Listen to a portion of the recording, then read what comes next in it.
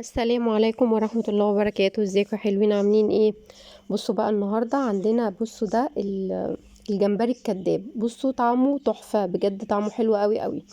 ده عبارة عن ايه؟ ده حاجة اسمها البسارية، او اللي هو السردين الصغير خالص، بيبقى اسمه البسارية. احنا هنعمله خلطة كده بالثوم والفلفل الاخضر والفلفل الحراق، ومعلقة كزبرة، معلقة كمون، سنة فلفل اسود، ايه كمان، وكمان الملح، تمام، ونص ليمونة، وهنقلبه فيه كده ونسيبه ايه 10 دقايق بس كده يتشرب، عقبال لما ايه اعمل له الدقيق بتاعته، الخلطة بتاعته اللي هحطه فيها.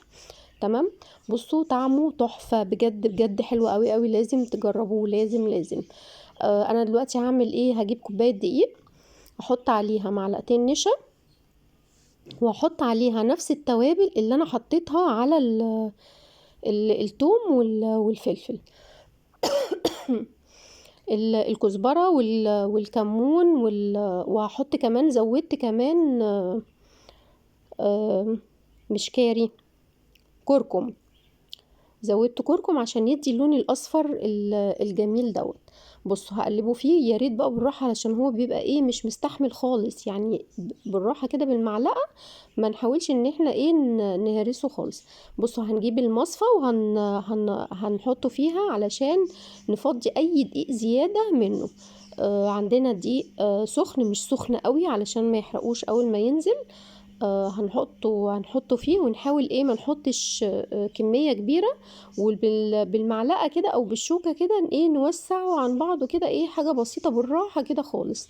بصوا زي ما انتوا شايفين، هو اولا هو مش بيلحق، مش بياخد وقت خالص، بيتعمل بسرعة جدا، وبيطلع بقى مقرمش، خطير خطير خطير، كأنك بتاكلي جمبري حقيقي بجد فظيع. انا عملت شويه صغيرين، قلت محدش يعني، خفت لما حدش يحبه، بجد طلع تحفه، طلع تحفه. بصوا مفيش دقيقتين كان الطبق ده خلصان.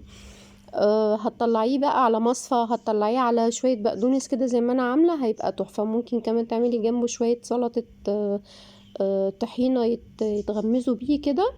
بصوا بجد خطير جدا جدا جدا، لازم بجد والله العظيم تجربوه، هيعجبكم قوي قوي قوي، ومش بياخد وقت خالص خالص، زي ما انتوا شايفين كده.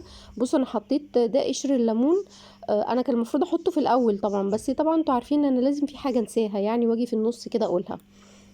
أه حطيتها دي علشان برضو ايه بتقلل الزفارة. اي سمك عموما لما بنيجي نقليه نحط قشر الليمون في الزيت كده، علشان بيقلل الريحة بتاعته اللي بتطلع في الجو، وبيشيل الزفارة اللي فيه. تمام كده كده. اصلا انا كنت نقعاه في مية وملح وليمون، علشان اشيل اي زفارة فيه قبل ما احط عليه التتبيلة بتاعتي. انا عملت حاجة كمان، انا شلت الراس بتاعته. قلت برضو عشان ايه ما تضايقش حد في الاكل.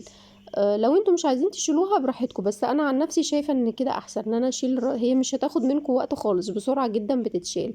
بصوا شكله عامل ازاي، ولونه، شكله ولونه وطعمه خطير، لازم تجربوه.